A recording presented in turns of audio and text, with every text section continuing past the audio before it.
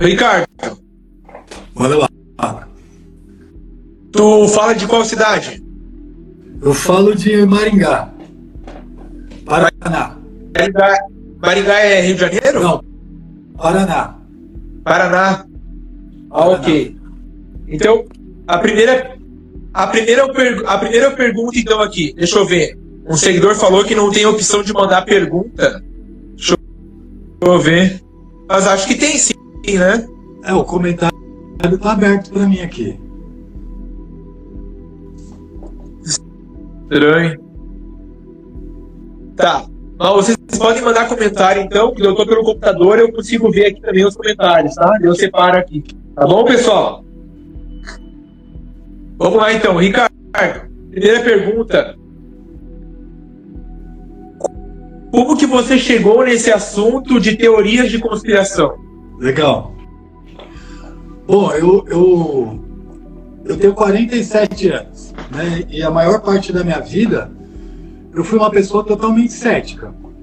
Eu sou psicólogo de formação, trabalhei na área organizacional por 20 anos e chegou um momento na minha vida que, assim, eu era totalmente cético, eu não acreditava em nenhum tipo de espiritualidade ou religião. Chegou um momento que eu alcancei o sucesso na minha carreira, na carreira que eu tinha escolhido, né? Eu trabalhava com recursos humanos, eu cheguei a ser diretor de uma multinacional americana, né? Tinha uma vida tranquila e mesmo assim existia um vazio dentro de mim que não se fechava, né? E quando a gente tem um vazio dentro da gente às vezes busca coisas boas e às vezes a gente busca coisas ruins para preencher. E eu comecei a buscar algumas coisas ruins, né? Eu tive depressão, tive várias coisas na minha vida que me tiraram desse caminho que eu estava esperando para mim, né? Que era um caminho de carreira, etc. E aí eu iniciei uma busca que durou mais ou menos uns 7 anos. Né? Eu fui buscar espiritualidade, fui fazer ayahuasca, né? Começava a ver algumas coisas de YouTube e tal, mas era uma coisa muito distante para mim.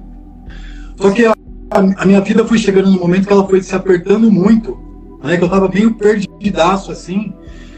E aí teve um momento, há mais ou menos 4 anos isso, eu sofri um acidente de carro. Não aconteceu nada comigo, assim, era para ter acontecido, mas foi um acidente muito feio. Eu perca total no carro, na estrada, chovendo. E eu fiquei bem fragilizado naquela semana. E aí, quando a gente está fragilizado, né, de coisas impactantes que acontecem com a gente, eu fui passar um tempo na casa da minha mãe, que ela estava precisando de ajuda também. E aí ela tinha umas pessoas que iam orar na casa dela, etc. E aí um dia me convidaram. E quando me convidaram, né, no momento de oração, eu tive uma experiência sobrenatural com Deus, né, que eu acredito que seja Deus. Porque o que falou ali para mim, o que aconteceu ali naquele momento, né, talvez um dia é uma história mais longa, mas assim, coisas que ninguém além de mim sabiam.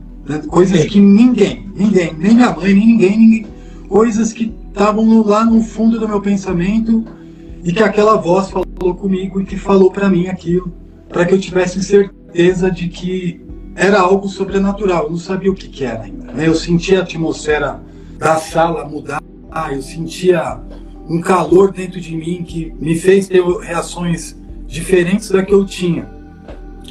E aí eu entrei num processo de buscar a religião, né? Sim. De buscar dentro de uma igreja esse processo de evolução e, em paralelo, eu comecei a estudar outras coisas, né? Então foi mais ou menos assim. Nesse momento eu me converti ao cristianismo, né? Poucos meses depois disso, a gente estava bem numa época da pandemia. E aí começou a acontecer algumas coisas na minha vida bem impactantes, assim, de mudança radical de vida. As portas fecharem, empresa quebrar, sabe? Um monte de coisa que foi me tirando do caminho que eu tinha planejado para mim. Então, esses últimos 3 anos e meio, 4 anos e meio, eu fui trilhando um caminho meio que na escura, buscando entender um pouco mais o que era aquilo que tinha acontecido comigo naquele momento. E, de certa forma, isso foi me revelando verdades que antes eu não enxergava, porque antes eu era total materialista, total focado no que a ciência diz, ou no que os conselhos organizacionais nos dizem para ter sucesso nesse mundo material, para ter sucesso numa carreira. E eu vi essas coisas não surtindo mais efeito para mim, e eu comecei a olhar para outros lados, né? E foi aí que eu comecei a estudar. Então, eu acho que mais ou menos assim, a minha busca total faz 7 anos, porque eu tive outras experiências também. Por exemplo, lá no começo, há 7, 8 anos atrás, eu fui fazer ayahuasca, sabe? Eu fui no budismo, eu saí desbravando. E tudo me deu experiência para entender um pouco mais das coisas que eu entendo hoje, né? Pela minha perspectiva. E nesses todos ali, há 8 anos atrás, tu não teve a mesma experiência sobrenatural, né? Não tive. Foi essa de 4 anos. Eu tive uma experiência com a ayahuasca, eu fiz 3 vezes, na verdade, não faria nunca mais, eu não recomendo, eu acho um negócio bastante assustador. Eu tive algumas experiências próximo dessa conversão, assim, de ver coisas que eu nunca tinha visto, né, coisas mais espirituais, assim, que até hoje, assim, eu fico me pegando, né, o que são essas visões ou essas coisas que eu vi. Mas, assim, eu tive essa busca mais, como é que fala, fora do cristianismo, né, e fora, assim, não é uma religião, né, mas, enfim, é uma certa espiritualidade, mas que hoje ela não se encaixa para mim, entendeu? Eu não repetiria isso na minha vida de novo. Mas para mim foi importante, né? Tem uma pergunta ali de psicose. Não, eu nunca saí da casinha de surtar ou de ter alguma coisa muito... Eu sou psicólogo, né? E entendo um pouco disso. Tipo, eu nunca usei remédio psiquiátrico, né? Ou fiz alguma coisa desse tipo, né? Eu era mais centrado, tinha meus momentos ali, mas assim, essas coisas que eu vi eram coisas espirituais mesmo, né? Tá. Então, até agora você falou que há 4 anos atrás você teve uma parte sobrenatural que aconteceu na tua vida. Sim. A partir desse ponto, qual que foi o ponto que te levou a investigar teorias de conspiração? Então, eu comecei a estudar física quântica, na verdade, né? Então, eu comecei ali pela física quântica, que começou a questionar a nossa realidade como ela é, né? Porque o que eu senti naquela experiência não era natural. A física não me explicaria, a psicologia não me explicaria. Talvez a psicologia me desse uma explicação que foi, sei lá, uma alucinação coletiva. Não, mas não era coletiva, era comigo. Algum tipo de alucinação que eu tive, ou alguma coisa inconsciente ali, do meu inconsciente sendo trazido à tona, mas que, para mim, que sou psicólogo, né, me formei, trabalhei 18 anos com isso, desenvolvendo pessoas, aquilo não me respondia, né? Então foi ali que eu fui começar a buscar outros fatores. E comecei a ler muito a Bíblia também. Só que, além da Bíblia, eu sempre tive curiosidade de conhecer outras escrituras. Então, eu já li um pouco dos Vedas, do Mahabharata, do Bhagavad Gita, já li um pouco do islamismo, já estudei um pouco do budismo. Filosofia, eu estudei bastante. Então, psicologia é um curso que tem muita filosofia. Por exemplo, eu fui estudar Jung, é um dos pais da psicanálise, né? um dos pais da psicologia moderna. Ele e Freud eram amigos. Em algum momento da vida deles, eles se separaram para sempre. Mas o próprio Jung era dono de uma seita secreta, né, que adorava o mitraísmo. Então ele era um cara que acreditava, né, num mundo sobrenatural. Então Carl Jung, que é um dos pais da psicologia moderna, que às vezes as pessoas não sabem, ele tinha uma sociedade secreta que adorava o deus Mitra, né, que praticava ali o mitraísmo. Então, quando você vai olhar Freud também, a base da psicologia, da psicanálise freudiana, ela está em alguns mitos, né? Fala de complexo de Édipo, fala da ordem primeva, uma era primitiva da humanidade. Então essas coisas foram me fazendo querer estudar. E aí comecei a estudar um pouco mais sobre isso, comecei a estudar um pouco de ocultismo, entendendo esses aspectos, nunca para praticar, mas para entender. E aí, em algum momento, aparece ali alguma coisa de teoria da conspiração que você nunca olhou, e aí você começa a olhar e as coisas começam a fazer, sinapses, né? Começa a fazer algum tipo de sinapse que você vai né, tem uns insights, fala, nossa, isso aqui ressoa comigo, ressoa com o que eu estou achando nesse momento, né? Então foi um pouco disso.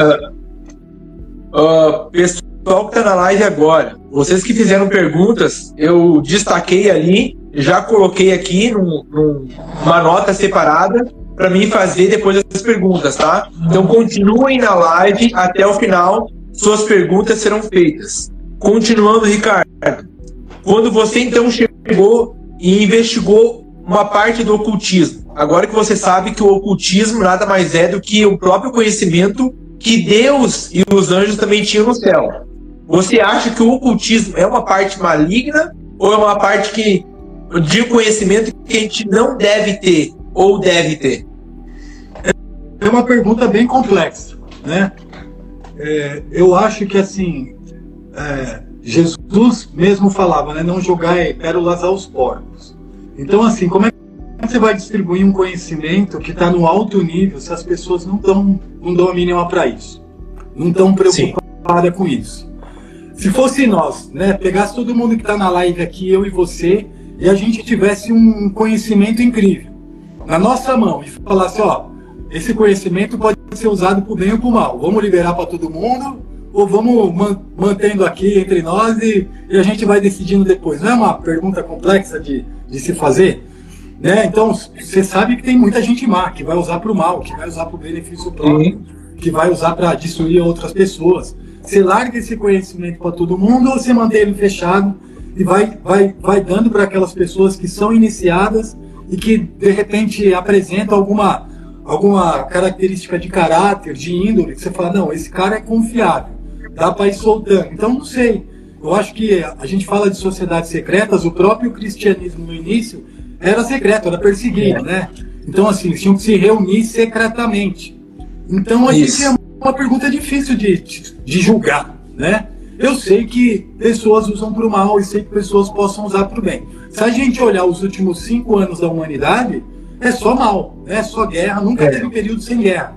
Quantas crianças foram mortas nos últimos 5.000 anos? Quantos inocentes morreram? Quer dizer, o mal está aí, em todo lugar. Então, se você tem alguma coisa que pode amplificar esse mal, como é que você faz? Você guarda ou você libera para todo mundo saber? E as pessoas não vão estar preparadas também. Então, é uma pergunta complexa, né? Qual foi o ponto em que você decidiu abrir a página no Instagram? Então, a página no Instagram, eu já pensava assim, né? De ter alguma coisa, mas eu não tinha experiência nenhuma. E aí eu estava num projeto pessoal, profissional mesmo, e foi um projeto que durou 8, 9 meses, que eu trabalhava tipo 14 horas por dia. 14, trabalhando direto assim. Eu trabalhava de casa. E foi tão exaustivo esse período para mim, porque eu ficava às vezes às 7 da manhã, às 9 da noite trabalhando, e quando eu saía, eu tipo, estava exausto, dormia, acordava cedo, e foi isso. Aí eu entrei num outro projeto que ia demorar um tempo para sair esse projeto. Eu tive ali uns 2 meses de sem fazer nada, né? Sem trabalhar efetivamente. E aí eu falei, pô, vou começar a divulgar algumas coisas que eu estou aprendendo, vou começar a mexer com isso. Só que eu comecei totalmente diferente do que eu estou agora. Começar na internet, eu não sei como é que foi com você, mas comigo foi assim, ao acaso, assim, na verdade. Eu tinha uma ideia, eu quero compartilhar essa experiência espiritual que eu tive, né, esse aprendizado que eu estou tendo de alguma maneira, e ver se alguém, né, se interessa por isso. Só que eu comecei bem diferente do que a página é hoje. Eu comecei falando, por exemplo, essas histórias, olha, Carl Jung adorava me trair. Eu comecei falando mais curiosidades, assim. Só que aí eu fui me aprofundando. Eu acho que ainda eu não cheguei onde eu quero, assim. Eu ainda estou me identificando com qual conteúdo que eu vou agregar mais valor em alguma coisa. Porque assim, o que eu me considero? Eu não sou especialista em nada. O que eu tenho é alguma didática, porque eu trabalhei com treinamento muitos anos, né, e desenvolvendo pessoas, então eu pego um conteúdo, transformo ele didaticamente e tento mostrar ensinar para outras pessoas, né? Então eu acho que é essa didática que eu tenho. Mas assim, tem pessoas, muitas pessoas, eu falo que eu sou faixa branca ainda, né? Mas eu me considero também um cara de linha de frente. Então eu pego muitos conteúdos, simplifico eles e jogo para ver se começa a tocar em algumas pessoas e elas começam, né, a despertar, ou começam a ver que elas não estão pensando aquilo sozinhas, que tem outras pessoas que pensam também. Então eu vejo que eu sou meio um linha de frente para quem está despertando e para quem está começando como é que fala? A se inteirar desses assuntos, entendeu? Então foi um pouco dessa linha. Relacionado a isso que você falou, então, como você estudava psicologia e saiu dessa linha e já está mais numa linha de ensinar as pessoas o teu conhecimento, qual que é o teu maior propósito agora? De vida? De vida? Porra, eu aprendi de vida. Olha, assim, a minha vida mudou muito. Eu acho que, assim, eu ficaria muito feliz. O meu propósito hoje é crescer tanto no Instagram quanto no YouTube e outros projetos paralelos também. Mas, assim, crescer nesse segmento. Eu acho que, do ponto de vista profissional, a internet hoje é um campo que você pode alcançar milhares de pessoas. Eu acho que tem muito lixo circulando por aí. Tem muito canal que fala que é desses assuntos, mas trata como sensacionalismo e superficialidade. Então acho que tem espaço para pessoas como nós que querem... somos um baita especialista, mas a gente se aprofunda, a gente procura levar a verdade. A gente às vezes erra, mas assim, a gente está procurando com seriedade falar desses assuntos. Eu acho que a gente tem que falar. Porque tem um monte de doido fazendo um monte de doidice aí de todos os assuntos. E por que não a gente não vai ganhar espaço disso? Então, assim, meu objetivo efetivamente, eu penso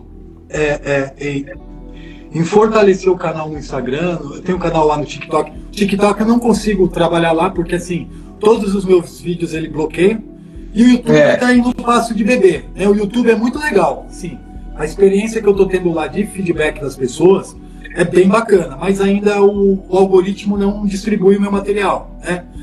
Então eu acho que os próximos meses eu vou focar nisso, assim. Mas assim, meu propósito de vida é conseguir trabalhar com isso de um jeito, ou só nisso, de um jeito que eu consiga me manter minha vida, mas eu quero levar uma vida off-grid, assim, sair mais da cidade ainda, ficar um pouco mais próximo da natureza, ter uma vida mais simples, e seguir nesse caminho. Eu acho que assim, eu não tenho grandes expectativas de conquistas, né, materiais ou esse tipo de coisa.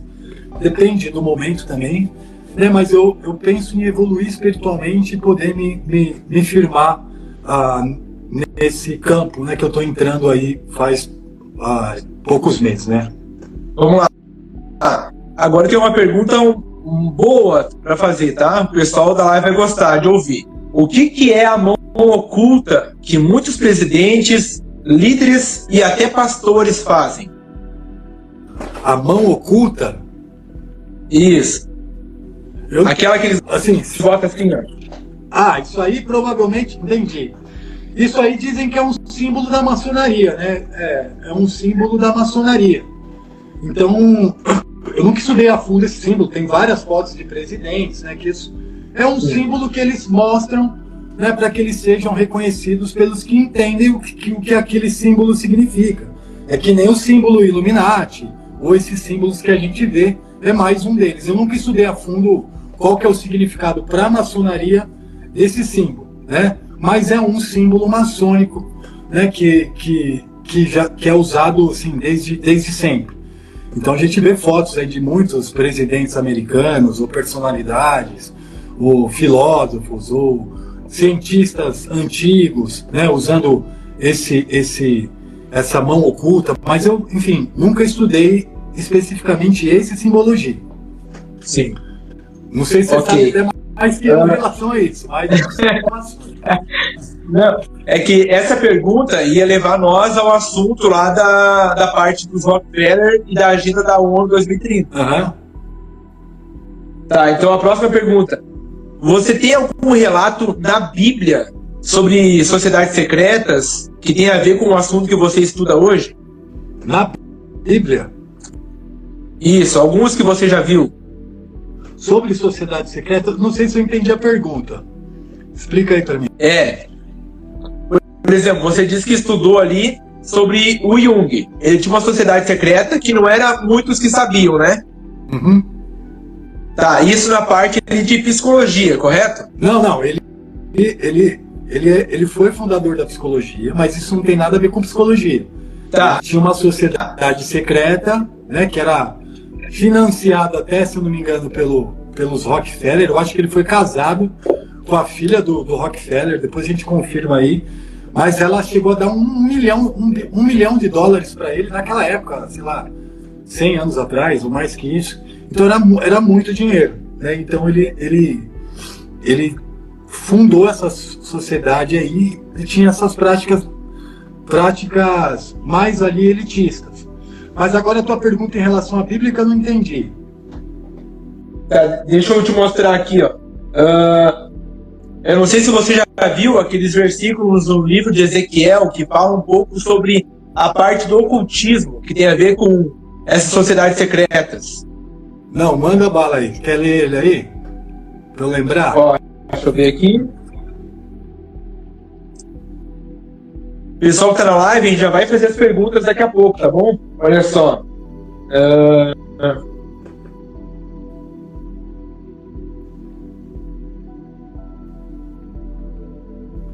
Eu até li Ezequiel hoje, mas foi Ezequiel 28, né, que estava rebatendo ali uma pessoa que estava falando sobre o significado ali, né, mas dessa maneira que você falou, me atentar nesse aspecto das sociedades, não.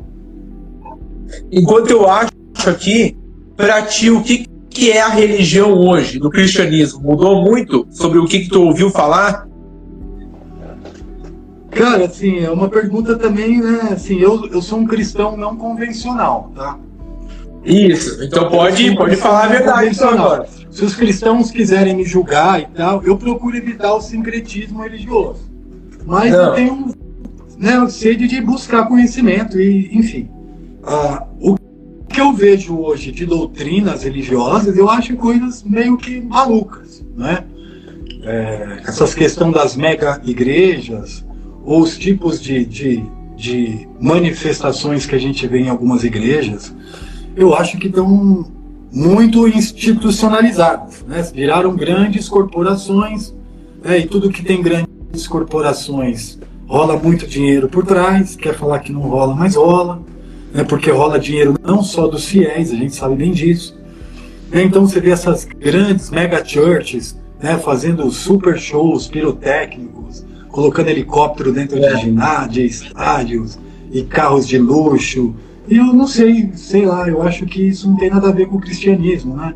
É uma coisa de simplicidade, humildade. Eu acho que as pessoas usam muito a eloquência demasiadamente e trazem pouco conhecimento, falam de revelações, interpretações, mas aí não fala das verdades que está acontecendo com o mundo.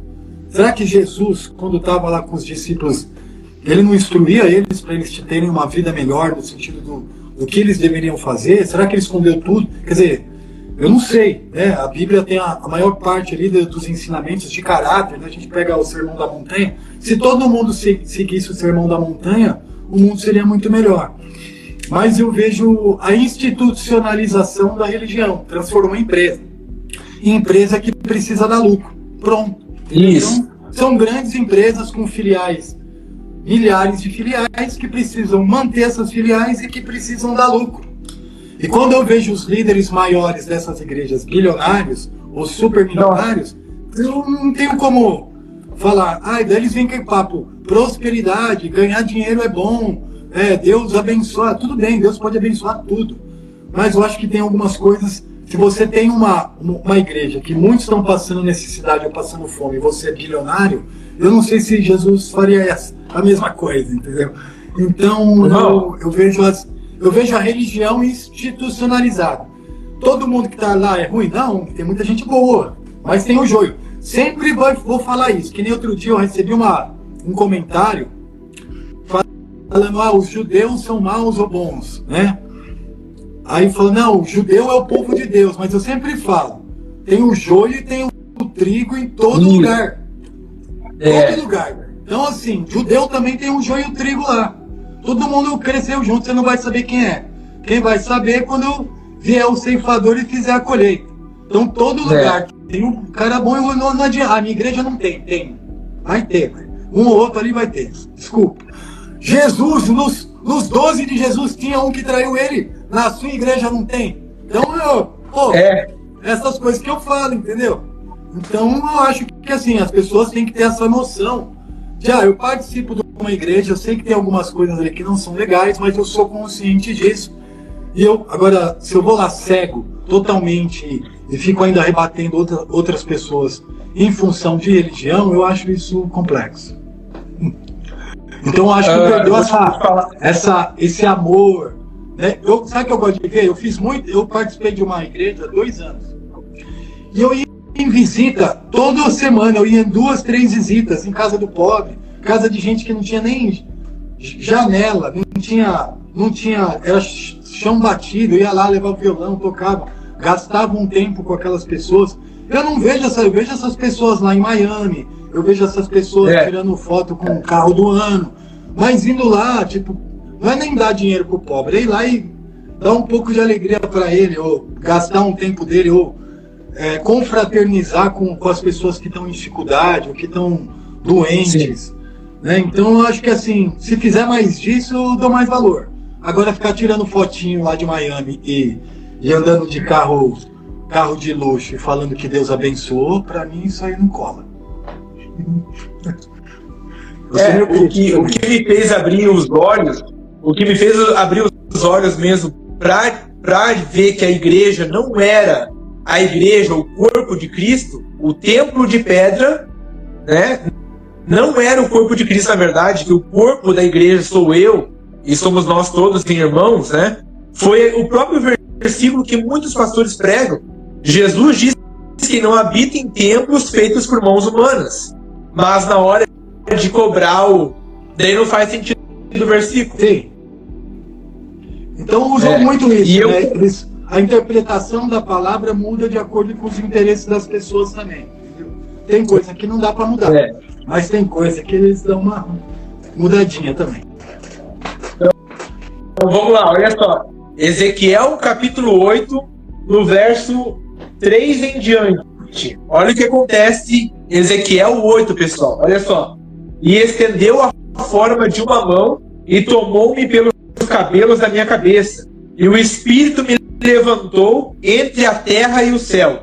E levou-me a Jerusalém em visões de Deus, até a entrada do átrio de dentro, que olha para o norte, onde estava o assento da imagem dos ciúmes, que provoca os ciúmes. E eis que a glória do Deus de Israel estava ali, conforme o aspecto que eu tinha visto no vale. E disse-me: filho do homem, levanta agora os teus olhos para o caminho do norte.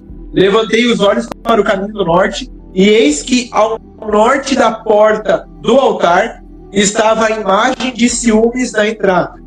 E disse-me: filho do homem, vês tu o que eles estão fazendo?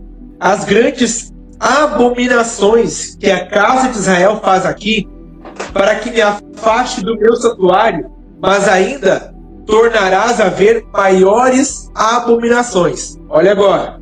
Levou-me à porta do átrio, e então olhei, e eis que havia um buraco na parede. Opa! E disse-me, versículo 8, filho do homem, cava agora naquela parede. E cavei na parede, e eis que havia uma porta. E me disse: entra e vê as malignas abominações que eles fazem aqui. E entrei e olhei, e eis que toda forma de répteis, animais abomináveis, e de todos os ídolos da casa de Israel estavam pintados na parede em todo o redor. E estavam em pé diante deles 70 homens, os anciãos da casa de Israel, e Jazanias, filho de Zafã, em pé no meio deles, e cada um tinha na sua mão um incensário, e subia uma espessa nuvem de incenso. E disse-me: vês tu, filho do homem, o que os anciãos da casa de Israel fazem nas trevas, cada um nas suas câmaras pintadas de imagens? Pois dizem, o Senhor não nos vê, o Senhor abandonou a terra. O que tu acha sobre isso? Não, é bem sugestivo mesmo a essa questão de paganismo e sociedades secretas, né? Eu fiquei lembrando, porque assim, o povo sempre teve um pezinho de correr para outros deuses, né? De modo geral. E Deus sempre levantava profetas, sempre levantava pessoas que fossem lá tentar trazer o povo de volta e mostrar que aquele caminho era errado. Mas quando você estuda os períodos babilônicos também, entende um pouco disso, você vê que eles usavam, né, essas sociedades secretas desde lá de trás. Foi lá que eles aprenderam, na verdade, a começar a manipular e a usurpar as pessoas. Outro dia eu vi uma foto de uma das primeiras notas promissórias que existiram, que são desde lá dos períodos babilônicos. Então eles começaram com essa questão de ter poder sobre as outras pessoas, a partir do momento que eu tinha um conhecimento que era oculto meu, né, e eu me reunia só com pessoas escolhidas estrategicamente, que poderiam me dar esse poder, né, dentro da sociedade ali que a gente vivia, e eles aprenderam a manipular desde lá, né? Só que muitas vezes eles partiam para a adoração de outros deuses, como Moloque, né, como Baal, né, até o bezerro de ouro. Quer dizer, a gente vê em diversos momentos, né, que o povo capengava, saía do caminho e começava a buscar outros deuses para adorar, no sentido de ter benefícios. Então, a questão de sociedade secreta vem desde aí, de períodos sumérios, períodos babilônicos. Então já estudei bastante sobre isso, sobre os cainitas, né, que desde esse período eles vêm costurando na sociedade, né, desde a Babilônia, Egito, Roma, Império Romano, né, eles vêm costurando e construindo ali as suas organizações secretas, né? Certo. Abriu espaço a pergunta agora, então, que eu separei aqui do pessoal da live. Manda o primeiro ali, que é né? o Rodrigo Toriani. Oi? Se eu souber, eu respondo, senão... Sim, Peço ajuda do universitário. Ó, o Rodrigo Toriani perguntou: por que as grandes corporações escondem a verdade de nós? Pelo dinheiro. Para se manterem no poder. Quer dizer, tem um documento que chama... Me fez lembrar de um documento, depois vocês pesquisem. Protocolo de Toronto 666. O que é esse Protocolo de Toronto? Houve uma reunião de grandes organizações no início da década de 70, final de 60, início de 70, em Toronto. E o que eles definiram? Eles definiram 6 empresas para cada nicho que iriam controlar o mundo inteiro. Então, 6 empresas controlam a indústria alimentícia, 6 empresas controlam a mídia de forma geral no mundo inteiro, 6 empresas controlam os recursos essenciais, energia, petróleo. Então vocês vão ver que, pode ter mais ali uma ou outra, mas não vai fugir. Essas 6 é que controlam o resto do mundo. E assim eles conseguem se manter no poder. E assim eles conseguem manter eles no poder e manter, enfim, as massas sob controle sempre.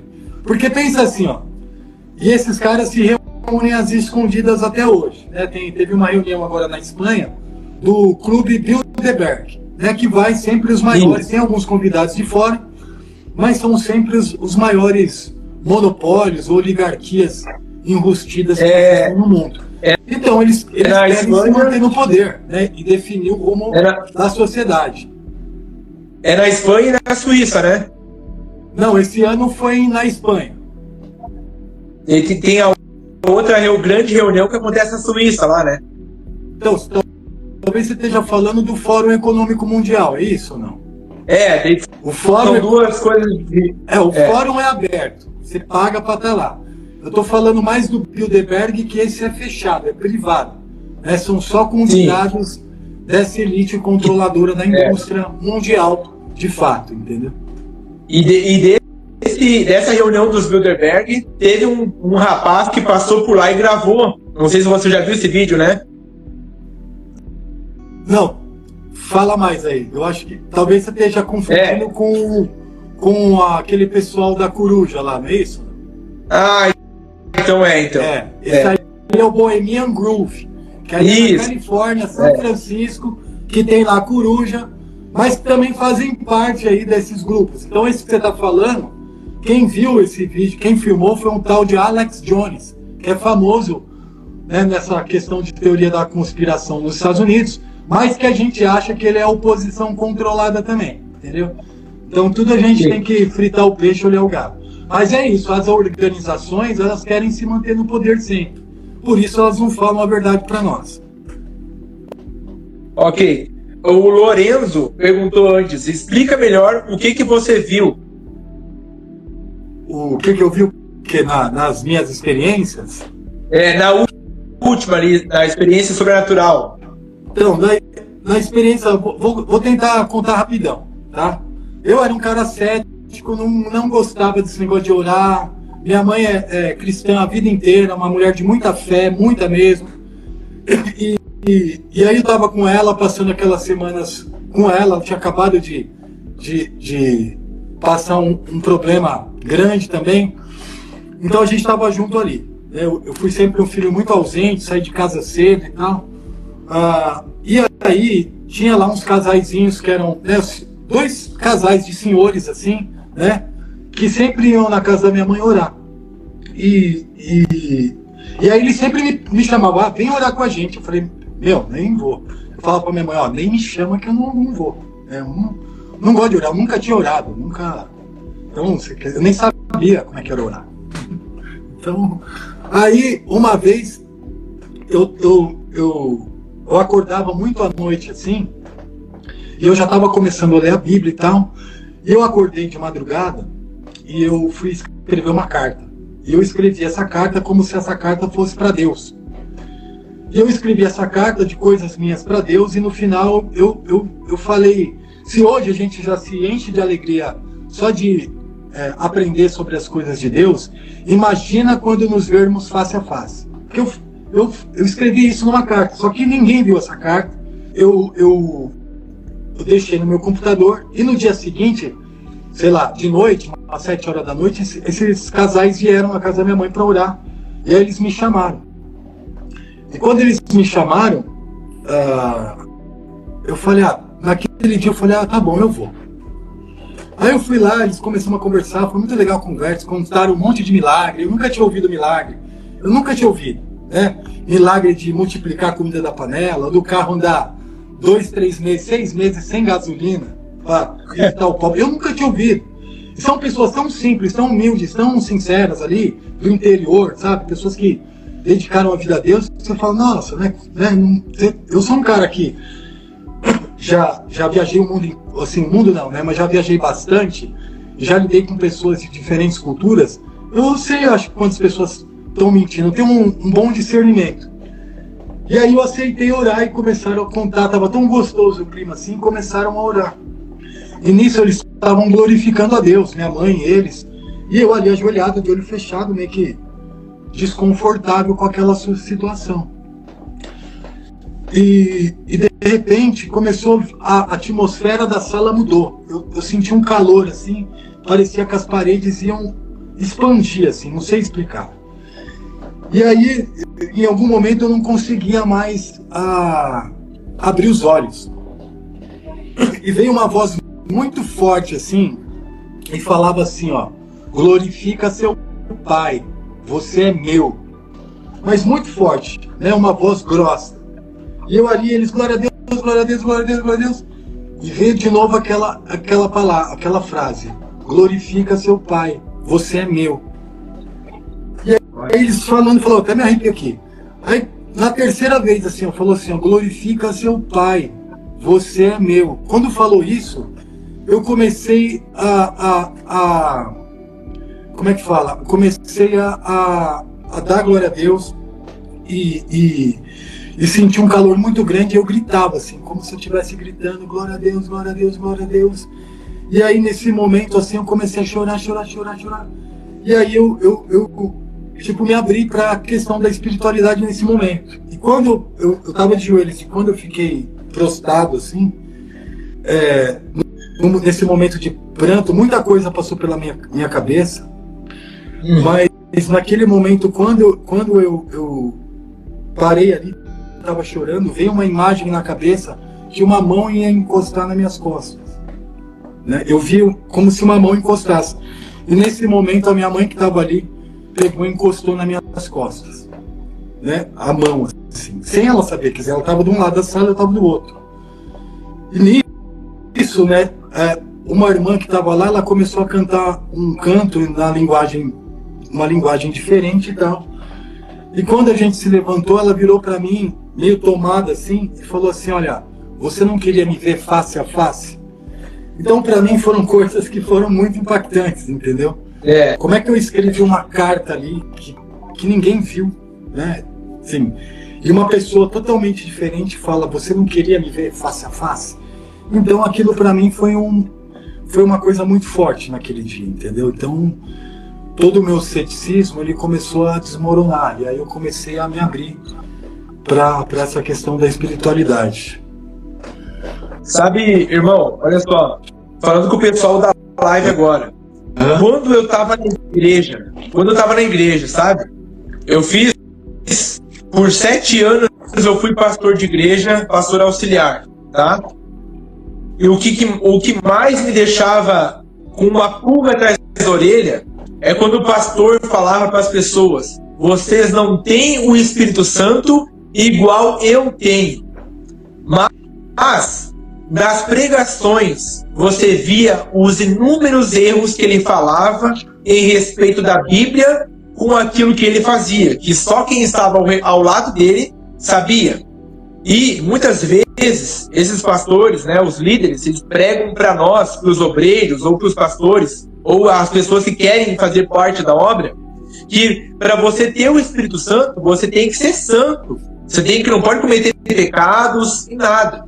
Nesse teu testemunho, olha a diferença de uma pessoa que estava ali orando contigo e ela está tomada pelo Espírito e consegue discernir aquilo que você nem tinha falado com ninguém. E agora você vê se um líder hoje, esses grandes, eles têm a mesma espiritualidade que essa pessoa ali. É totalmente diferente. Por isso que Perdão, pode continuar. Continua aí, te cortei. Por isso que quando essa pulga na orelha ali, vou investigar a Bíblia.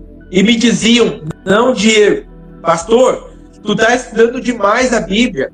Olha lá, a letra mata, mas é o Espírito que vivifica. Fui para casa, fui investigar. Não, essa interpretação está equivocada. Se eu estudar demais a Bíblia, não quer dizer que eu não vou ser vivificado, ou que eu vou ter um conhecimento que não é de Deus. Não. A Bíblia fala, né? E conhecereis a verdade, e a verdade vos libertará. Eu queria ser liberto daquele engano, e até que eu descobri a verdade. E essa verdade deles falarem que você não tem o Espírito Santo porque você não está no altar, é totalmente equivocado. É o medo e o pavor que eles colocam nas pessoas, que fazem elas estarem todo dia na igreja para fazer o que eles falam, né? Não sei se você concorda com essa parte. Assim, hoje, irmão, eu não participo de nenhuma igreja, né? Então, eu também não. Eu passei a ouvir só a voz do homem. Eu fui 2 anos, mas eu fui assim, tudo que eu faço eu vou de cabeça, entendeu? Eu me dou. Então foi 2 anos muito intensos. Mas eu comecei a ver outras coisas que ficaram maiores do que o benefício de eu estar ali. Mas, por exemplo, há muitas pessoas, eu acho ótimo ir na igreja, né, ir nos cultos, né, se é uma comunidade boa, seja católico, seja evangélico, eu não vou entrar aqui nesse mérito, né? Eu acho que Deus vai julgar no final todo mundo, mas se estão fazendo bem, estão se reunindo, né, estão ali em nome de Deus, né, para confraternizar, para trocar experiências e darem forças, né, e louvarem a Deus junto. Então eu acho que existe muito mais brigas que são colocadas e que a gente briga entre si e não vê o verdadeiro inimigo, né? Então eu acho que tem muito disso. Mas hoje eu não consigo ir, entendeu? Então eu acho que cada um tem um caminho. eu acho que algumas pessoas também, se a gente pensar, você acha que Paulo não sabia tudo de outras doutrinas e de outros conhecimentos? Foi levado até o terceiro céu. Quanta coisa não foi revelada para ele sobre os segredos da humanidade, ou quais eram as sociedades que existiam na época deles, né, que eles sabiam que tinham algumas doutrinas que não eram boas, que não condiziam com o cristianismo. Lógico que eles entendiam. Peraí, o pessoal falou que tá mudo. Pessoal, confirme pra nós aí se tá mudo mesmo. Tá tranquilo o som, né? A Bianca falou que tá tranquilo, quem mais? Só se alguém... eu acho que é alguém que tá aparecendo. É alguém que tá querendo aparecer na live. Entendi. Deve ser alguém. Então pode continuar. Então eu acho isso, entendeu? Igreja virou instituição organizacional. Aí a gente tem diferentes doutrinas. Evangélica, quantas doutrinas? Eu nem sei quantas. Então milhares de doutrinas diferentes. Eu ainda assim eu acho menos pior do que qualquer outra coisa, né? Você buscar outras. Mas eu acho que se a gente polarizar, separar demais, vai ficando um negócio muito complexo, entendeu? Então, eu acho que a gente tem que ser ferramentas de alertar as pessoas sobre isso, né? Alertar sobre a questão deles olharem isso, essas instituições. Mas, tem quantas igrejas de bairro que você vai lá e tá salvando pessoas do alcoolismo, ou da depressão, ou tá dando força para doença, que nem o governo não vai, que nenhum milionário vai lá ajudar, e que tá lá salvando, tirando as pessoas das drogas, né? Entendeu? Então eu acho que as pessoas falam demais e fazem de menos muitas vezes, né? É mais sensacionalismo.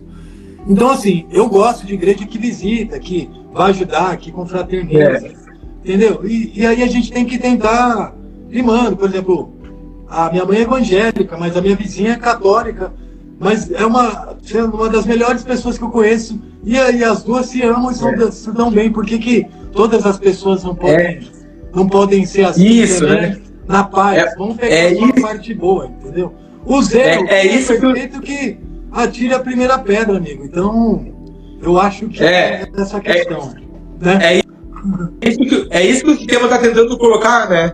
Ele está tentando colocar que a religião separe as pessoas, de dialogar uma com as outras. Porque assim, toda conspiração, você vai ver no fundo, quem estuda muito conspiração, vai cair numa conspiração religiosa. A conspiração que gira em torno, por trás do mundo, é uma conspiração religiosa. Desde o princípio, entendeu? Então, para quê? Quanto mais eu separar as pessoas por religião, política e por ideologias, mais é mais fácil de controlar, porque eles não se unem. O poder está nas pessoas, em todos os aspectos.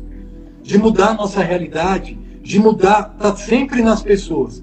Mas eu tenho que usar a religião, eu tenho que usar a política, eu tenho que usar as ideologias, subverter as pessoas, para que elas fiquem separadas, para que elas não trabalhem juntos, em prol de melhorar a humanidade de modo geral. E aí a elite continua no poder. Então sempre vai ser uma conspiração religiosa. Eles controlam as organizações, eles estão por trás das guerras, mas sempre vai ser uma conspiração religiosa. Até porque as grandes elites ou os grupos fechados, que talvez detenham conhecimentos que nunca chegarão para a gente ou não chegam para a gente, eles adoram alguma coisa também, de alguma maneira, né? Não sei. Muitos falam que Lúcifer é o verdadeiro Messias. Então tem várias teorias para tudo, né? Então a gente vê dessa maneira. Mas o que a gente mais vê é essa separação. Você tem canal, eu tenho um canal há pouco tempo. Você faz um post e já começa a discussão ali entre as pessoas, né? Que não tem tolerância, não tem respeito, não tem nenhum respeito muitas vezes. Mas a gente não estou generalizando. Alguns estopins que muitas vezes acontecem e que separa demais as pessoas. Fora toda a distração, né? É o consumo, a diversão, coisas que foram criadas para manter as pessoas alienadas, né? A música, o cinema, o consumo, as redes sociais de modo geral, a maioria do conteúdo, esse tipo de coisa. Tá. Pessoal, muito boa noite a todos que estão chegando agora na live. Nós estamos aqui na página Terra Plana RS, falando com o Ricardo, o irmão da página O Saber Oculto. Então, sejam bem-vindos à live. Essa live vai ficar salva aqui no Instagram. E se o irmão também quiser baixar depois a live e postar, tá ótimo. Maravilha. A próxima pergunta é do Micael. Gin. Dicas para melhorar corpo, mente e alma. Não, maravilha. Eu acho que assim, ó, essas três esferas que eles atacam. Então vamos lá. Primeiro eles atacam o nosso corpo.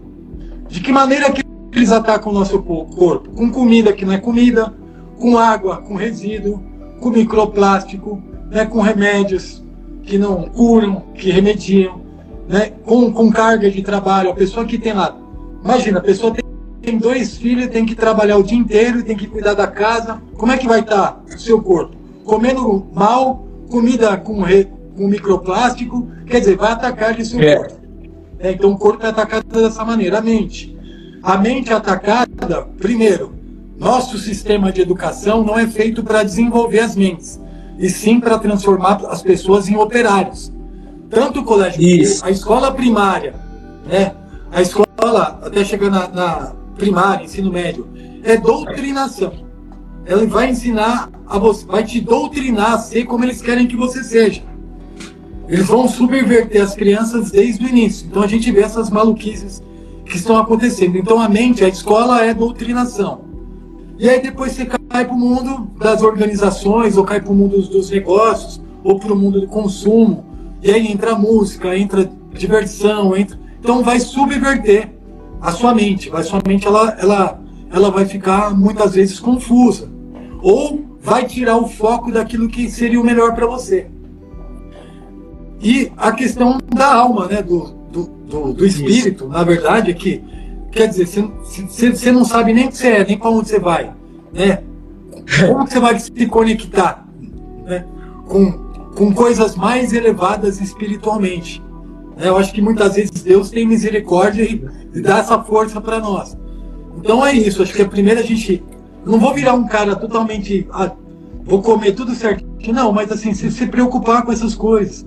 Mas eu acho que o que faz mais mal hoje em dia é subversão ideológica, é a mente. A mente é a primeira coisa, porque se a sua mente está boa, ela vai cuidar do seu corpo. Se a sua mente está boa, ela vai cuidar, você vai conseguir se conectar espiritualmente também. Então, como é que eu protejo minha mente? Cuidando, filtrando o conteúdo que eu consumo. Se eu consumir só notícia ruim, só política, só desgraça, como é que vai ficar minha mente? Se eu não leio, gente, tem que ler. O segredo para a gente evoluir, a gente tem que ler. Tem milhares de livros de graça na internet, muitos livros, o tempo inteiro. Se você, sei lá, lê um livro por mês, ou que seja um a cada 2 meses, mas a gente tem que ler a Bíblia também, ajuda muito, né, diariamente, se você ler e refletir sobre aquilo. Então, assim, a gente tem que buscar blindar a nossa mente, porque para algumas pessoas a vida tá mais fácil, para outras pessoas a vida tá dura, né? Então, algumas pessoas têm que se fortalecer ainda mais, porque se você cai numa depressão e seu corpo tá fraco e você não tem espiritualidade para buscar força, quer dizer, você está entregue. Aí você está entregue na mão do sistema. O que o sistema vai te dar? Remédio e vacina. Então, é isso que vai acontecer. Muitas pessoas vão ficar nesse ciclo. Então, cuidar da mente, né? Filtrar o que você consome e buscar conhecimento, buscar expandir o seu conhecimento e, se possível, estudar coisas que te tragam a verdade. Né? A verdade do mundo. Qual que é a verdade das pessoas? Qual é a verdade do mundo? Tem uma elite que quer se manter no poder para sempre. Tudo que ela puder fazer para subverter as massas e para dividir as massas, desde uma coisa de subversão ideológica até uma guerra, eles farão. Porque eles não têm escrúpulo. Eles não têm amor pela humanidade, eles têm amor por eles mesmos e pelos família deles. De resto, eles querem que a gente aqui no Brasil é uma fazendinha distante lá. Deixa eles brincar lá, Na hora que apertar, a gente vai lá e faz isso. Então, eles estão no controle. E não é de agora, né? É de sempre. Então, é um pouco disso. Teve um irmão ali na live, que é o Ângelo Márcio. Ele falou: a agenda verde é a adoração ao Deus Plano. É só ver a BlackRock e a Vanguard, a quantidade de ação deles em várias empresas. Eu não duvido não, né? Quer dizer, se a gente olhar assim, falando dessa agenda verde, né, ou a agenda climática, para as pessoas que querem aprender um pouco mais, houve um cara no século XVIII ou início do XIX, chamado Thomas Malthus, que ele desenvolveu um projeto que chamam de projetos malthusianos. Ele teve uma teoria que era o seguinte: a comida no mundo vai acabar, então a gente tem que reduzir a população para a comida não acabar. E isso vem sendo replicado desde sempre. Existe uma instituição chamada Clube de Roma que pegou o conteúdo desse projeto e transformou ele num relatório chamado Relatório Os Limites do Crescimento, na década de 80. E com base nesse relatório é que hoje são criadas todas as COPs, COP 15, COP não sei o que lá, e agora a Agenda 2030. Então esse negócio vem lá de Thomas Malthus, que teve influência de Darwin, eugenia, né? O que eles querem? Controlar o tamanho da população. Então tudo isso vem dessa época. Então quando a gente vê a Agenda 2030, o COP, né, que é a Confederação das Organizações Unidas para o Meio Ambiente, etc., a gente sabe que esses caras estão por trás desde lá. Porque você vê lá, aí acabar o petróleo, não acabou. Aquecimento global, agora é mudança climática. Cada hora vai ter uma coisa diferente para confundir as pessoas e eles colocarem os interesses deles em primeiro lugar. Né? Então, e muito dessa agenda verde, você vai pegar algumas ONGs, outro dia eu vi uma ONG, até postei, fazendo um ritual meio estranho, falando que era como é que fala? Manifestação climática. Mas fazendo um ritual de adoração a uma deusa grega lá. Então, quer dizer, por trás dessas ONGs ou por trás dessas agendas, sempre tem um pezinho no ocultismo também, né? E às vezes muito mais forte. Com essa teoria de Thomas, será que depois, ali nos anos 90, as pedras guias da Geórgia foram criadas com relação à teoria dele? É possível, porque assim, esses caras todos se conheciam, né? Teve um período da história que é 1700 e pouco. 1717 a maçonaria teve um grande movimento na maçonaria. Depois, isso, aí Baviera, né? Eu não vou lembrar muito, mas é esse período de 1700 e poucos que teve a maçonaria, que teve os Illuminati, que teve a independência dos Estados Unidos, que teve a Revolução Francesa, que teve um monte de ideia iluminista que veio desse período que a gente está vivendo elas até hoje, os planos dele. Então, assim, tem muita coisa nesse período aí de 1700 e pouco que mudou a sociedade como a gente conhece ela até hoje, entendeu? E essas elites e as suas dinastias, que são os seus herdeiros, vêm perpetuando isso ao longo do tempo. Tá. Então, uma pergunta agora, não sei se você já assistiu toda a trilogia de Matrix. Já assisti. Tá. Então a pergunta é boa, ó. Qual a relação de Matrix com a Bíblia? Por Matrix com a Bíblia? Eu acho que eu nunca pensei dessa maneira. Para mim vai estar como, né, a questão de que, sei lá, né, a gente é controlado por um sistema maligno, né? Então no mundo jaz o maligno. Então o sistema que impera nesse mundo material aqui é um sistema maligno, né? Então acho que tem um pouco dessa relação. O lado espiritual que a gente não vê, né, o que talvez está sobre essa Matrix, né, que seriam, como fala lá em Efésios, não é que fala? Efésios 6, dos principados, potestades, né, esse tipo de coisa que rege, né, esse mundo material que a gente vive. Eu acho que seria meio como que os sistemas malignos que regem ali a Matrix visível. Né? Então acho que está tudo muito relacionado dessa maneira. Tem um canal no YouTube que ele trata bastante sobre isso. Ele faz muita relação. Que eu adoro aprender. É sensacional a relação de Matrix com a Bíblia. A parte que Matrix, né? Matrix, ele é meio sincretismo. Ele traz budismo, hinduísmo, ele traz várias outras religiões, como se o escolhido ali, né? Como se Neo fosse o escolhido, mas Matrix tem muita coisa que gera muita intriga. Por exemplo, era a 6ª versão da Matrix. Quer dizer, aquela mesma realidade já tinha acontecido muitas vezes. Tem irmãos que defendem que a gente está vivendo essa repetição também. Né? Eu vi. Essas coisas mais complexas, que daria uma outra live e falar disso também. Mas eu acho que isso, né? A Matrix é um mundo material, que no mundo já usa o maligno, é um mundo de alienação, né? E por isso que Jesus falava, e conhecereis a verdade, e a verdade vos libertará. Porque quando você acorda, você vê que é um sistema maligno. Né? E por isso que as coisas são feitas para doutrinar e separar as pessoas. Então acho que o primeiro passo do despertar é isso que a gente está dando. Né? Uma coisa que é importante destacar aqui para os irmãos, eu gosto de falar muito sobre isso. Não há nada oculto que não venha a ser revelado. Sim. Quando a gente fala, vocês são negacionistas, teóricos da conspiração e estão postando coisas sobre o ocultismo. Não. O ocultismo é o conhecimento que eles não querem que você saiba. Porque se você saber, você vai estar no mesmo nível de conhecimento que eles. Por isso que você vai sempre ser o ratinho operador, trabalhando como escravo. E eles não querem que você seja um líder, um empresário, um grande pai de família, que defenda o conservadorismo, né? O patriarcal, o casamento patriarcal.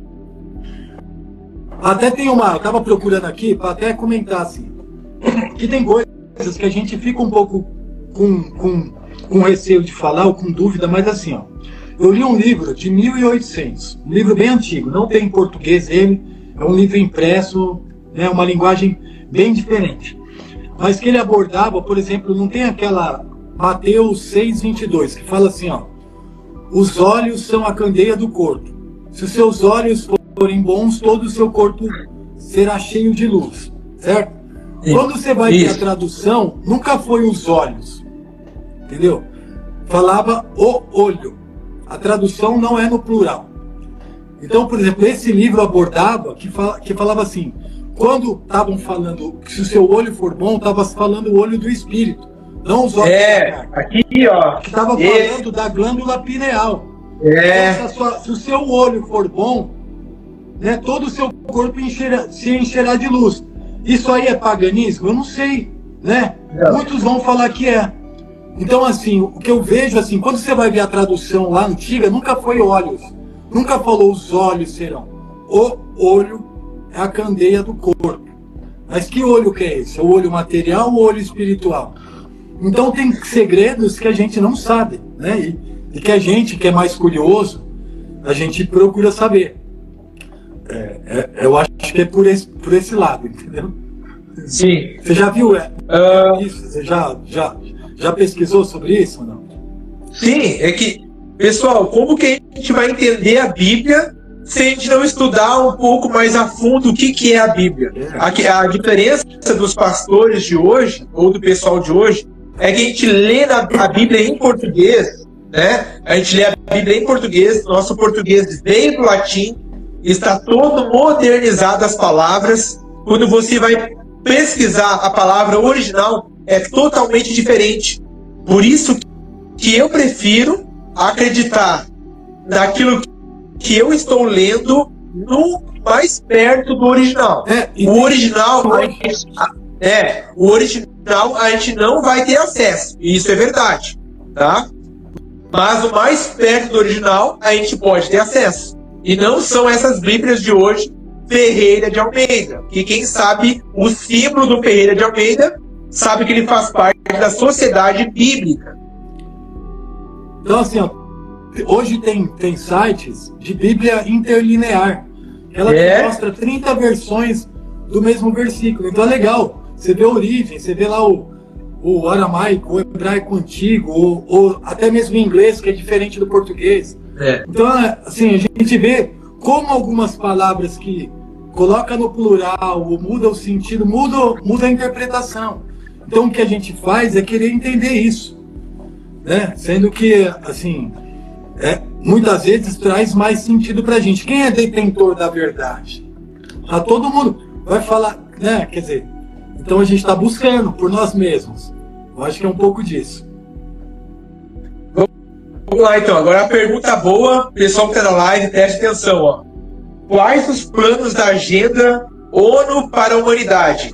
É algo bom para nós ou para eles? Bom, é sempre bom para eles, né? O que a ONU faz? A ONU nasceu depois da Segunda Guerra. O objetivo da ONU qual que era? Buscar a paz entre os países, buscar a paz, né? E garantir desenvolvimento social e direitos humanos. Ela não consegue fazer nenhuma dessas coisas, né? Olha as guerras que estão acontecendo, todas as guerras a ONU falha. Mas, ao mesmo assim, ela é super importante, ela determina o que as nações têm que fazer. Quem que deu esse poder a ela?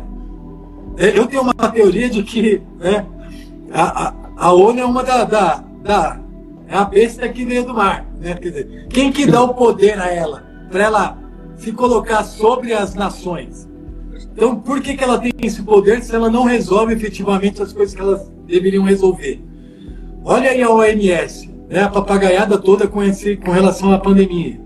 Ou a Unicef, com relação à educação doutrinadora que a gente recebe.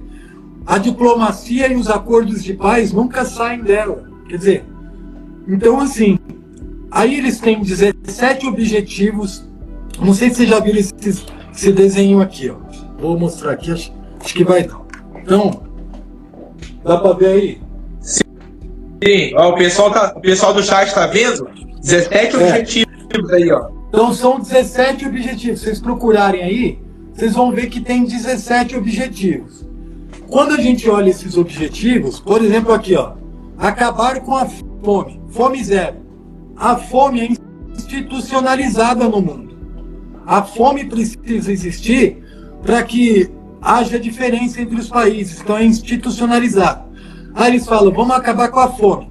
Aí eles veem que vão fazer carne de inseto, vão fazer lá carne processada, estão mudando a genética das sementes, traz os transgênicos. Então eles usam um objetivo que é nobre, acabar com a fome, mas para colocar as ideias deles. Então, qual que é o futuro caótico assim que a gente vê?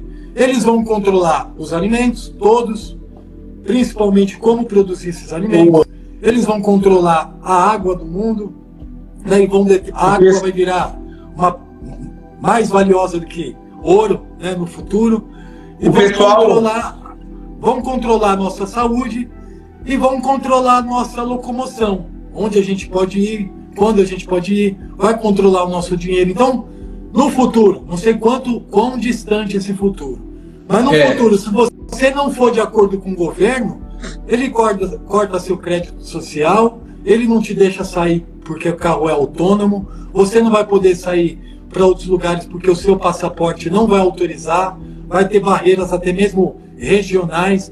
Então a gente vê um futuro de controle total, inclusive da nossa liberdade de expressão e da nossa opinião, né? Então, por trás da ONU, né, tem os interesses dessas grandes elites. E o que eles querem é reduzir a população a um número que seja viável para eles. Não querem matar todo mundo. Quem vai trabalhar para eles? Quem vai servir eles? Quem vai reconstruir o mundo para eles? Mas vão ser os mais alienados ou os menos alienados que vão ficar?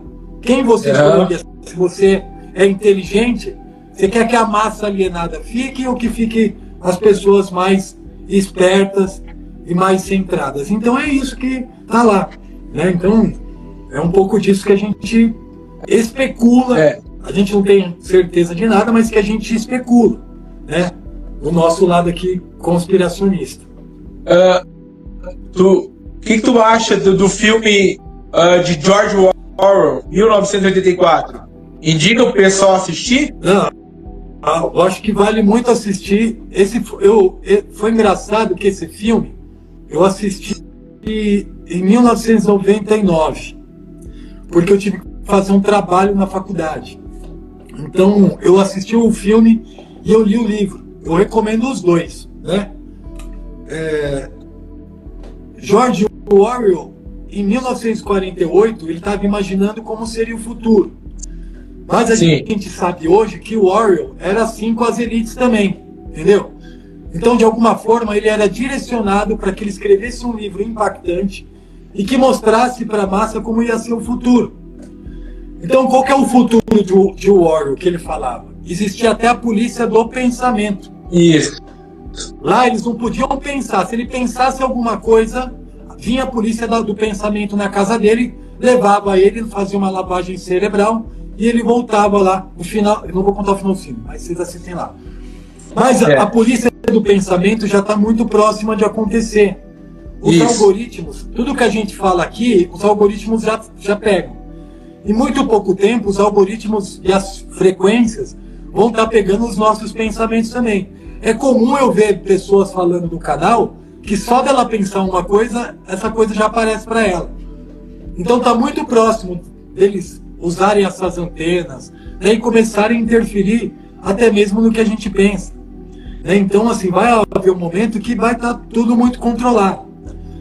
Então, o filme é fundamental para você entender, tanto o livro quanto... Eu acho que é bem difícil achar o filme, mas se alguém achar, me manda aí, que é muito legal ter. Você tem? O filme está no YouTube. Tem um canal lá que deixou lá e ninguém tirou ainda. Maravilha. Vale a pena perder um tempinho, investir um tempinho para assistir esse filme. O que me deixa mais empolgado quando a gente vai falar sobre teoria de conspiração é que vários filmes estão mostrando partes da agenda da ONU, diferentes partes. Filmes que falam sobre a água, filmes que falam sobre a parte da polícia, né, que vai ser desarmada, né? Filmes que falam sobre a fome, filmes que falam sobre as pessoas tendo que servir como escravas. Todos esses filmes são famosos, né? Então, muito, assim, ó, muito do que a gente vê de filme futurista, um filme que vocês têm que assistir. Assistem os filmes do Stanley Kubrick. Stanley Kubrick conta a história de toda a história dos bastidores do mundo é contada por Stanley Kubrick. Mas o filme, né, que vocês têm que assistir é 2001, Uma Odisseia no Espaço. Assistam o nome de um filme de 1969, que ele já imaginava o futuro. Então eles sempre imaginaram o futuro. Oi? Eu olhei esse filme, o pessoal tem que ter muita calma para olhar, porque é chato. Depende da maneira que você está olhando. Se você olhar pensando nessa questão ocultista, você vai ficar com a pulga atrás da orelha, entendeu? Sim. Mas assim, você tem que... O que eu estava falando mesmo? Assim, os filmes, muitos falam que esses diretores recebem influência do plano astral, entendeu? Recebem influência, muitos recebem lá atrás do plano espiritual, né? E com isso eles conseguem ter um deslumbre de como seria o futuro distante. Você pega lá o filme Metrópole, por exemplo, entendeu? Deixa eu abrir aqui, ó, uma imagem. Cadê uma imagem aqui? Bom, o canal do Todo ali, a Brenda tá falando que desafia o pessoal a assistir sem dormir. Mas eu assisti na década de 80, eu não tinha sono naquela época, né? Deixa eu ver aqui, ó. Aqui, pessoal, ó. Deixa eu ver se dá pra ver aqui. Deixa eu mostrar. Deixa eu botar aqui, ó. Esse filme aqui, ó. Deixa eu mostrar. Deixa eu mostrar aqui rapidinho. Tirar aqui. Olha aí, pessoal. Esse filme ali, ó. Opa. Ó, aquele filme ali, ó. Alguém sabe qual filme é esse? Ó. Como chama esse filme aí? Daylight. Eles vivem. Esse aí é usado nos memes aí, né? Esse aí é aquele que ele bota o óculos. Que ele bota o óculos e ele enxerga a realidade.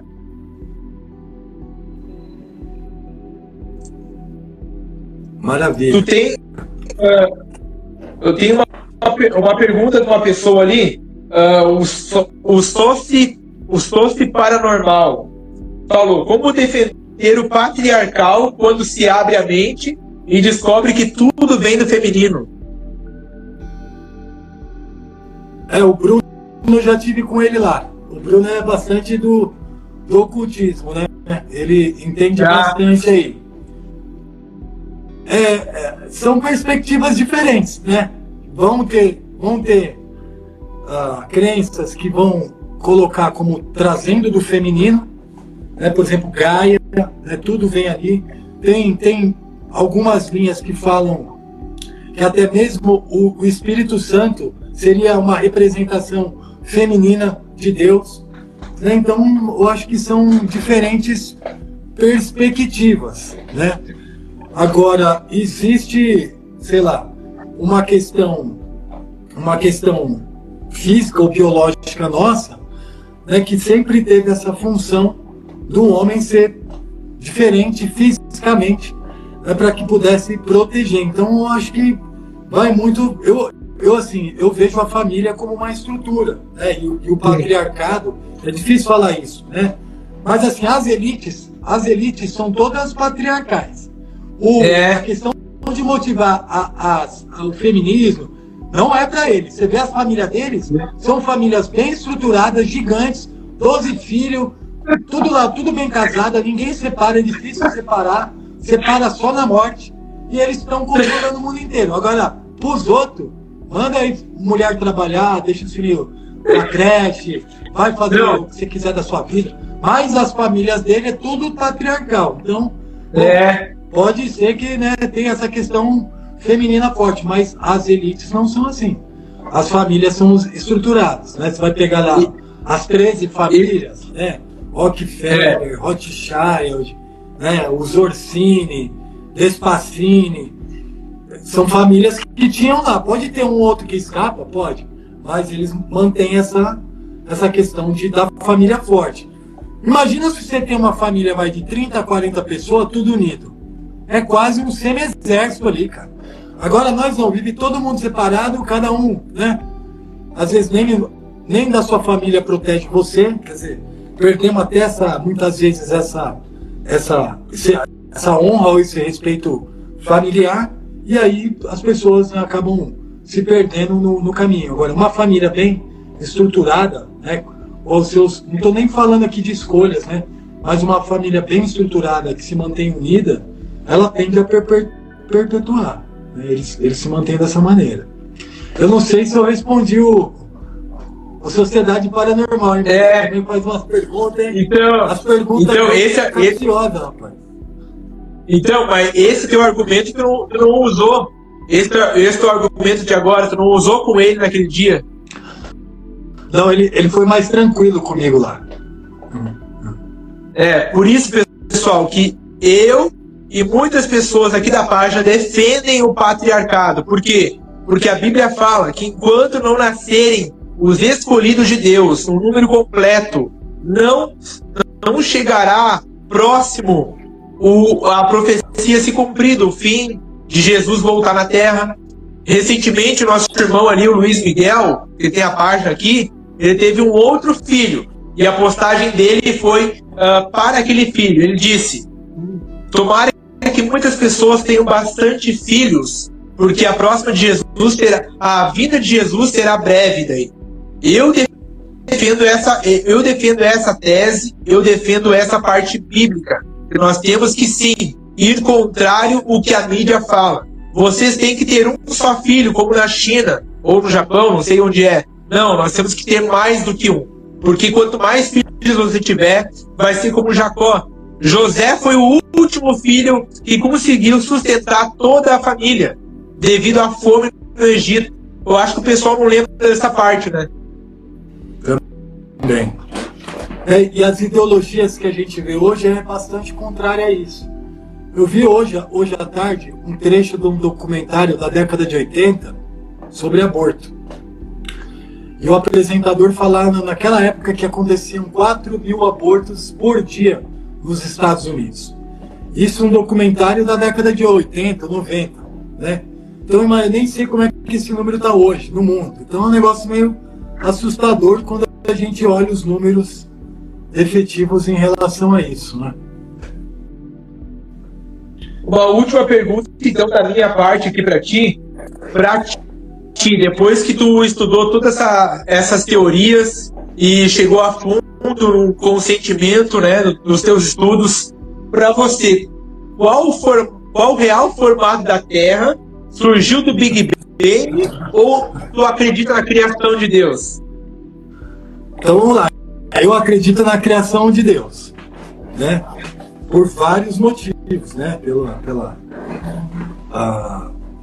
A própria ciência está chegando nisso hoje, porque antes do nada tinha que ter alguma coisa. Né? Antes do nada teve ali uma intenção de criar tudo. Né? A física quântica ou a ciência está chegando nesse aspecto. A Bíblia, né, fala sobre isso, mas não é só ela. Então, diversas outras escrituras, né, falam da criação, né, dessa maneira.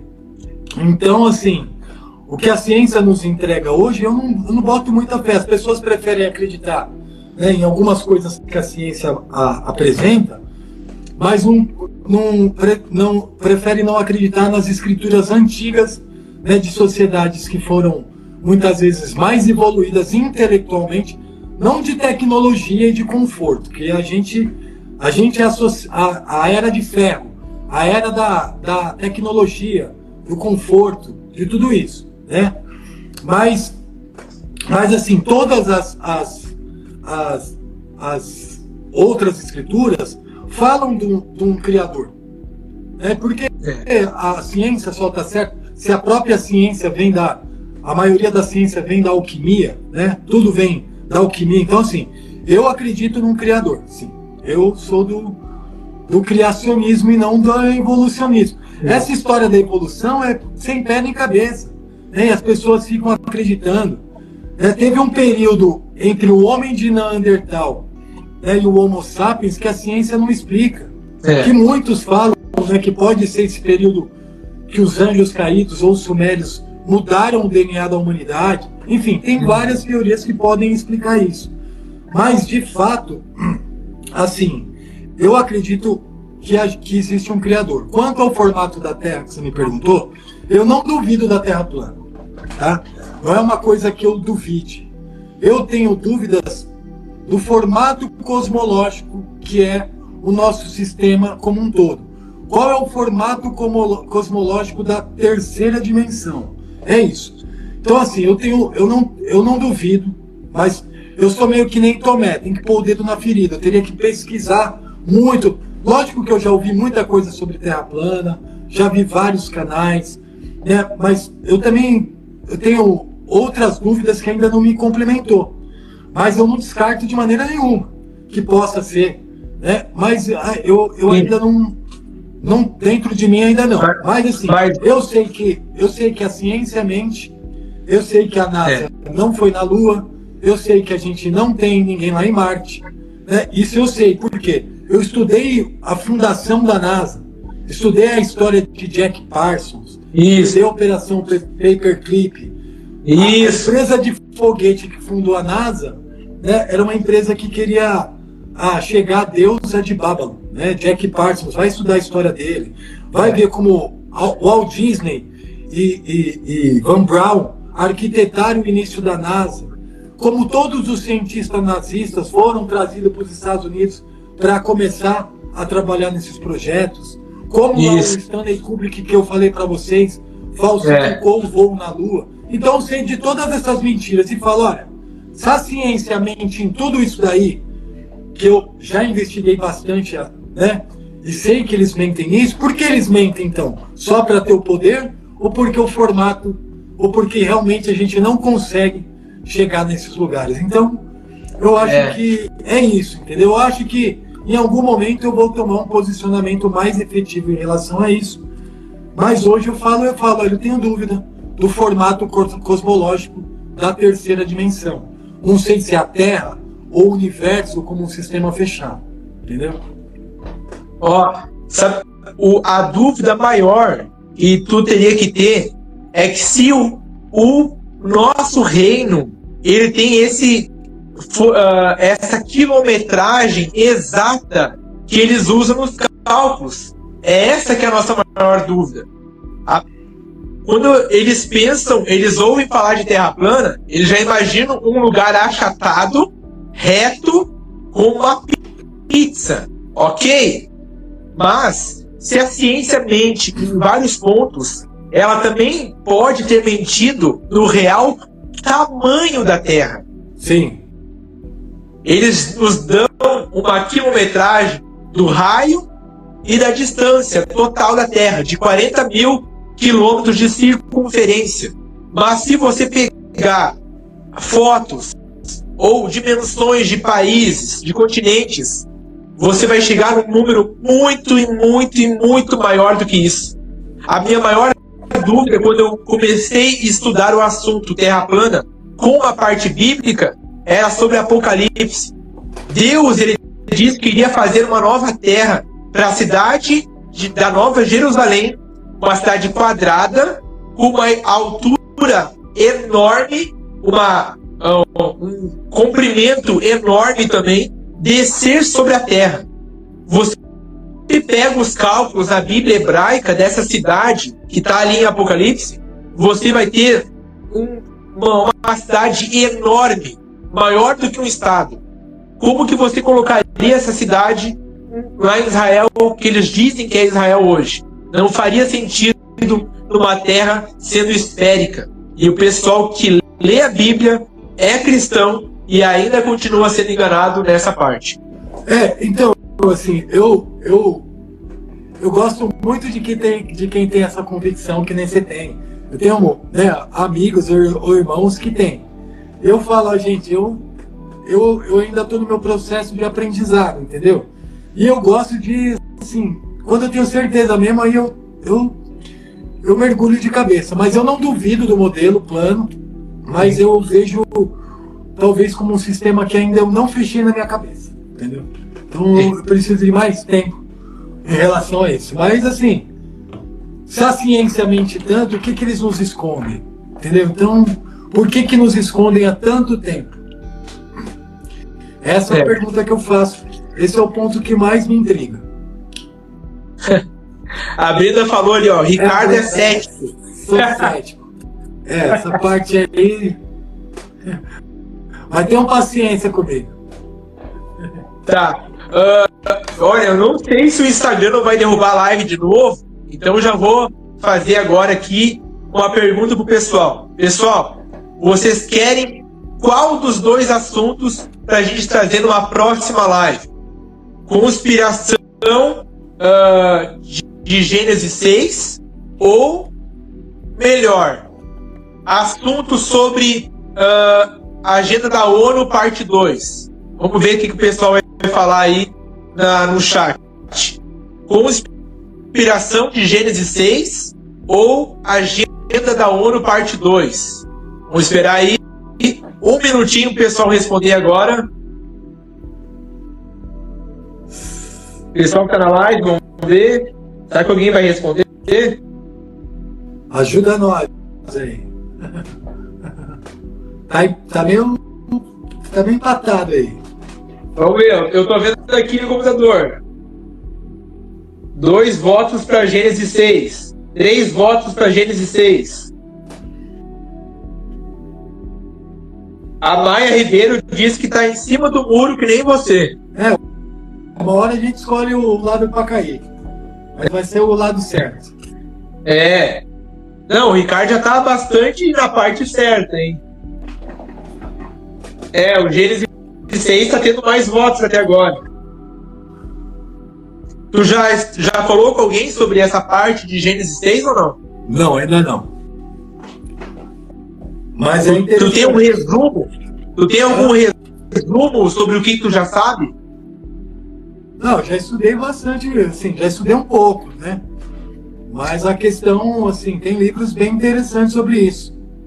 Dá pra gente falar, né? A questão dos gigantes na Bíblia que são mencionados, que tem relação com as filhas, né? Com as mulheres humanas.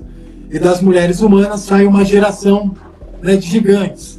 Então existem muitas... A Bíblia não aborda muito disso. A gente sabe que tem relatos de gigantes na Bíblia, mas tem outros documentos, né, que falam bastante sobre isso. Tem pessoas que estudam há mais de 30 anos esse assunto e que trazem informações para a gente. Muitos acreditam que as dinastias desses Néfilins, né, elas perduram até hoje. Então tem muita coisa para falar a respeito disso. Eu não sei se eu tenho conhecimento suficiente, mas a gente se ajuda aí.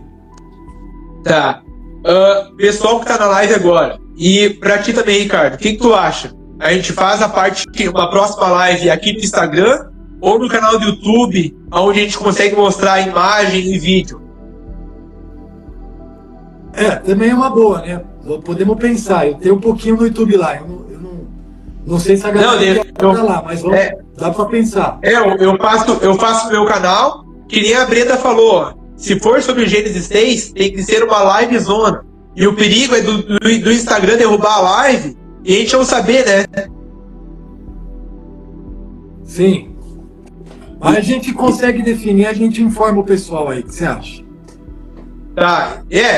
O meu pessoal, ele topa no YouTube aí, ó. Já tem 3 pessoas falando. Faz no YouTube, porque, pessoal, o YouTube... A gente traz os YouTube, textos, né?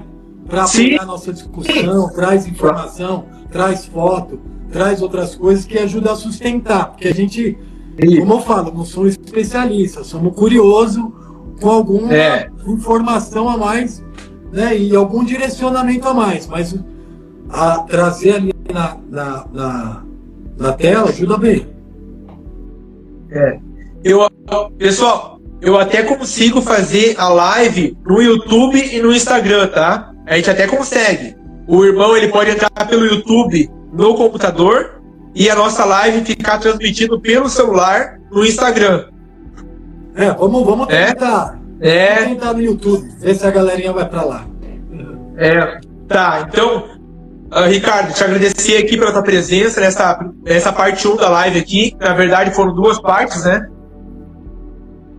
Eu que agradeço. Foi muito legal a participação das pessoas também. A gente pode fazer mais live, né? Assim, eu fico relutando em fazer, mas quando eu faço sempre é bom. Eu sempre tenho receio, porque eu acho que eu sei muito pouco ainda e não sei o quanto que eu vou efetivamente contribuir para as pessoas, né? Mas eu acho que quando a gente vem nessa postura de construir o aprendizado junto e ter uma conversa franca e as pessoas participam, é sempre bom, né? Tem gente que prefere estar assistindo outra coisa. A gente está aqui falando de coisas que vão ampliar nossa mente, né? As nossas ideias, esse tipo de coisa. Eu acho que a participação tua e de todo mundo é sempre excelente. Tá. Então eu deixo um convite para o pessoal que está na live agora ficarem atentos ao perfil do Ricardo, a página Saber Oculto e a nossa página também. A gente vai marcar uma próxima live então. Vocês fiquem atentos para clicarem no link dos stories e ir direto para a live do YouTube. Se vocês ainda não se inscreveram no canal do YouTube, é Terra Plana RF. E qual que é o teu canal no YouTube, o Saber Ricardo? Oculto, o Saber Oculto. Então se inscrevam agora também, depois da live, no canal do YouTube, o Saber Oculto. Ele vai compartilhar o link nos stories dele, do canal. Se inscrevam, ative o sininho para receber as notificações da live, tá? Que também o Ricardo, no dia da live, vai poder retransmitir a live no canal dele também. Eu vou dar uma dica lá para ele, tá? Depois você me ensina isso daí. Então, e eu vou te pedir um favor, então, na próxima live vai ser sobre Gênesis 6, que tu traga para nós algumas imagens de filmes que você viu sobre Gênesis 6. Vou dar dar um exemplo. Ó, vou dar um exemplo já. Vou dar um exemplo, pessoal. Transformers. Maravilha. Tá? Então, pessoal, nós vamos ficar, a gente fica por aqui nessa live, tá? Antes que o Instagram derrube a live de novo, por passar 1 hora, 1 hora e meia. Agradeço a todos vocês que estiveram aqui ao vivo. A live vai ficar salva aqui no Instagram, na página Terra Plana RS, e vai estar disponível também para baixar. Qualquer pessoa pode baixar a live, assistir no computador, vai estar no YouTube também, vou postar lá também as duas partes unidas, tá? Então, maravilha. Muito obrigado. Oi? Maravilha, eu vou fazer também isso aí. Então, muito obrigado a presença do Ricardo, pessoal. Agradeço a todos vocês também que vieram da página do Ricardo, seguiram aqui a página Terra Plana RS, podem acompanhar os conteúdos, tem os stories em destaque, e vou deixar agora um espaço para o Ricardo falar, se despedir de vocês também e agradecer. Não, só agradecer mesmo, obrigado pela participação. O que eu falei, a mais legal da live é a participação de vocês, que instiga a gente a responder e a buscar conhecimento que às vezes a gente está esquecido dentro da gente. Sigam lá o canal Saber Oculto, dá uma força no YouTube, e agradecer você também, Bruno, pelo convite e pela organização aí. Estou muito feliz. O Bruno perguntou aqui como que funciona. Ele perguntou por que às vezes a Lua fica durante o dia, como funciona na Terra plana. Então, a pergunta é, Bruno, como que funciona no modelo do globo? Você vê a Lua durante o dia no modelo do globo? Se o modelo do globo diz que o Sol está iluminando a Lua, e a Lua está na parte oposta da Terra. Então, a Terra está na frente da Lua. Como que você vê a Lua de dia e o Sol também, os dois ao mesmo tempo? Isso é impossível no modelo do globo, ok? Ô, Ricardo. Fala, Diegão. Para terminar a live, tu ouviu falar sobre o assunto do Sol da meia-noite? Que teve até terraplanista que saiu do barco porque foi lá no Ártico e disse que tinha o Sol da meia-noite no Ártico. E ele pensou que teria o Sol da meia-noite na Antártida. Virou um ex-terraplanista, mas nunca conseguiu provar. Eu não vi essa história não, mas vamos explorar mais nas próximas lives também. Tá bom, então. Tá bom? Muito obrigado, então, a todos, pessoal. A gente fica por aqui. Uma boa noite. Que Deus, nosso Pai, Criador dos céus e da terra, abençoe a família de cada um. E a terra segue plana desde a criação. Leiam a Bíblia, confiem em Deus e não no homem. Um abraço, tamo junto. Obrigado, Ricardo. Valeu. Tchau, galera. Obrigado. Boa noite. Fiquem com Deus.